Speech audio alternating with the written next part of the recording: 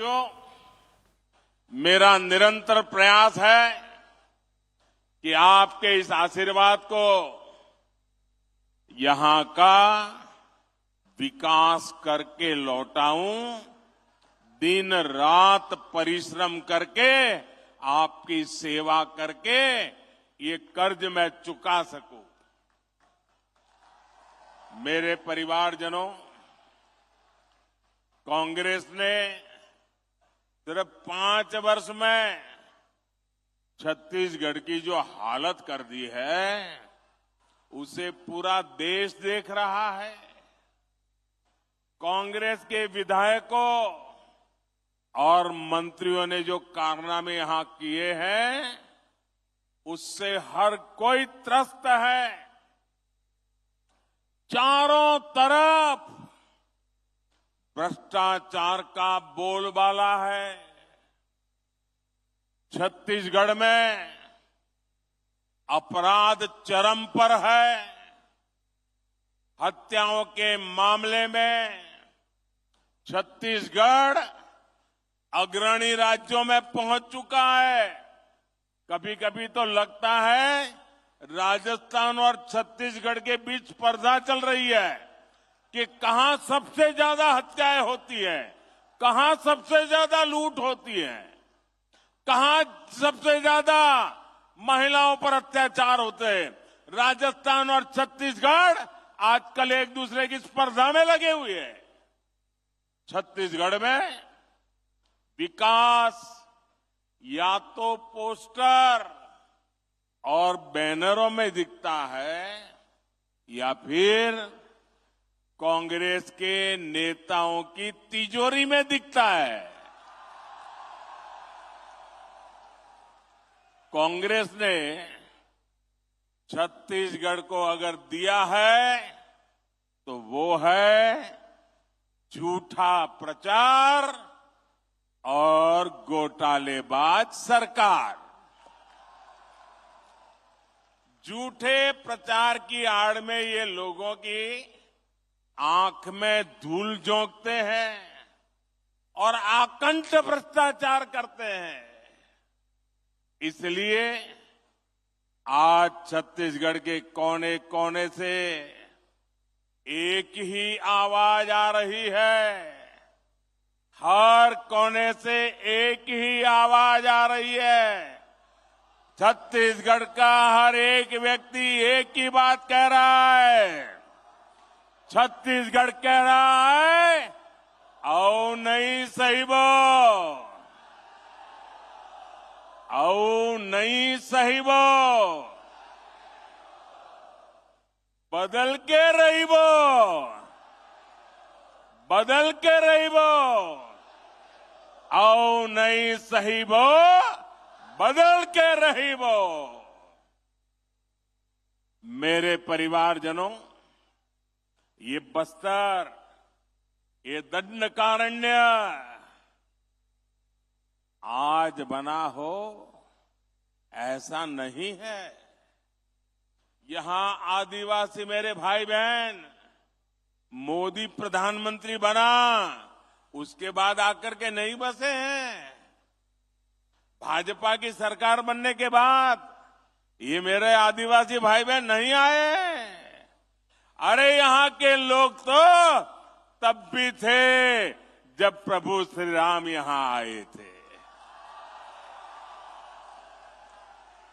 मेरे आदिवासी भाई बहन चाहते थे, इसलिए ही अटल जी की सरकार ने अलग छत्तीसगढ़ का निर्माण किया। भाजपा सरकारी थी, अटल जी की सरकार थी, जिसने केंद्र में अलग जनजातीय अलग मंत्रालय बनाया, जनजातीय विकास के लिए अलग बजट बनाया और जनजातीय विकास के लिए पूरी सरकार के अंदर एक विभाग खड़ा कर दिया। और कांग्रेस ने इतने दशकों का क्या किया भाई? कांग्रेस ने बस्तर को भी दशकों तक नजरअंदाज किया। आप लोगों की परवाह ही नहीं की। उनके 2-4 ठेकेदारों को संभालते थे और वही आपसे वोट लेकर के उनको दे देते थे, उनकी गाड़ी चल जाती थी, उनको आपकी परवाह ही नहीं थी। ये भाजपा सरकार है, या मेडिकल कॉलेज, इंजीनियरिंग कॉलेज बनाए। भाजपा सरकार ने दंतेवाड़ा में एजुकेशन सिटी बनाई और मैं तो उसको देखने गया था।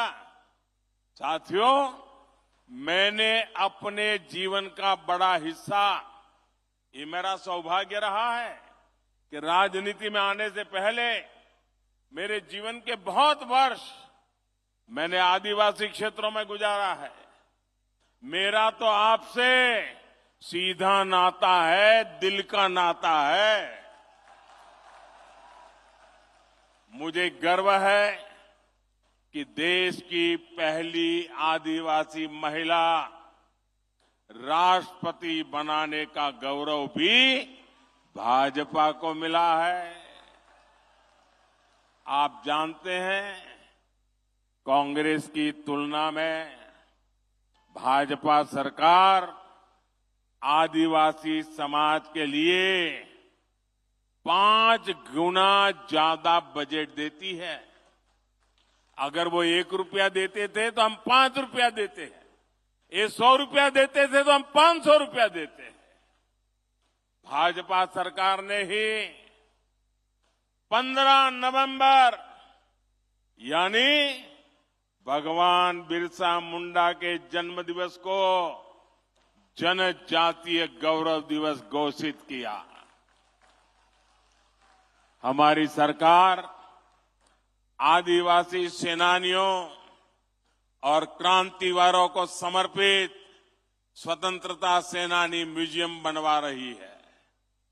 हमने जनजाति वर्ग के छात्रों को दी जा रही छात्रवृत्ति, उसको भी 2.5 गुना कर दिया है। बीते 9 वर्षों में 300 से अधिक एकलव्य मॉडल आवासीय विद्यालय मेरे जनजाति बच्चों के लिए हमने खोले हैं। साथियों, भाजपा सरकार देश में आकांक्षी जिला कार्यक्रम चला रही है। बस्तर संभाग के भी अनेक जिले ये आकांक्षी जिलों में शामिल है। अब तो हम उससे भी आगे बढ़ करके जिले से निकल के जाकर के आकांक्षी ब्लॉक्स की पहचान कर रहे हैं। इस अभियान के तहत शिक्षा, स्वास्थ्य और रोजगार से जुड़े बड़े बड़े प्रोजेक्ट यहां शुरू होने वाले हैं। इसके अलावा भी हम छत्तीसगढ़ के उसमें आधुनिक इंफ्रास्ट्रक्चर का निर्माण कर रहे हैं। आज भी यहां 26,000, 27,000 करोड़ रुपए, उसके से भी अधिक प्रोजेक्ट बस्तर को मिले हैं, छत्तीसगढ़ को मिले हैं। मेरे परिवारजनों, आज यहां बहुत बड़े और देश के आधुनिकतम स्टील कारखाने का लोकार्पण हुआ है। आप मुझे बताइए, आपको गर्व हो रहा है कि नहीं हो रहा है? इतना बड़ा स्टील का कारखाना आपको मिला है, आपको गर्व हो रहा है कि नहीं हो रहा है? ये छत्तीसगढ़ कांग्रेस वालों को नहीं हो रहा है। इतना बड़ा कार्यक्रम अभी सरकार का था, छत्तीसगढ़ सरकार का एक भी मंत्री भी नहीं आया, मुख्यमंत्री भी नहीं, उप मुख्यमंत्री भी नहीं। आप कहिए भैया, आपकी भलाई के काम में ये सरकार ने आना चाहिए कि नहीं आना चाहिए? आना चाहिए कि नहीं आना चाहिए? ये आपका अगर भला चाहते हैं तो वहां आकर के बैठना चाहिए कि नहीं बैठना चाहिए? नहीं आते हैं। इसके 2 कारण है। एक, उनको सरकार जाने की इतनी चिंता है कि उनके पास यहां आने के लिए समय ही नहीं है, सरकार बचाने में लगे हैं। और दूसरा कारण है, ये मोदी है। अगर मोदी के सामने जाना है तो कोई आकंठ भ्रष्टाचारी मोदी से आंख नहीं मिला सकता है, और इसलिए वो आने से डरते हैं, भाग जाते हैं। मेरे साथियों,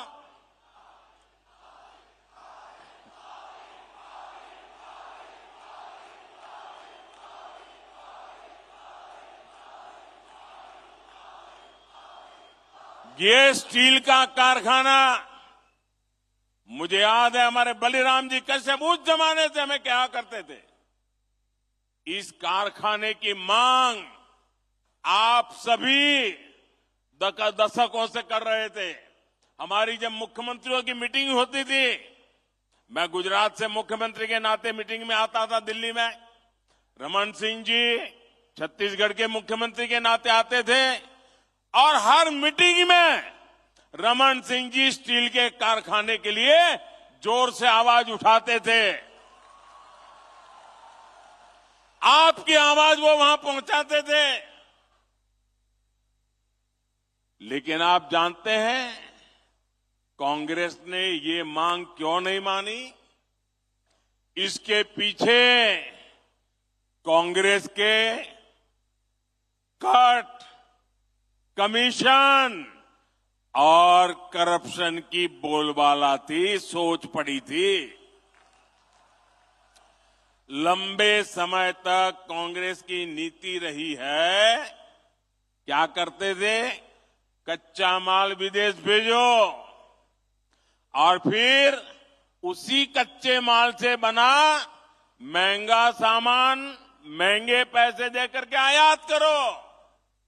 कहते हैं ना, गेहूं बाहर भेजो और फिर ब्रेड बना करके लाओ। क्या ऐसा कोई करता है भाई? ऐसा कोई करता है क्या?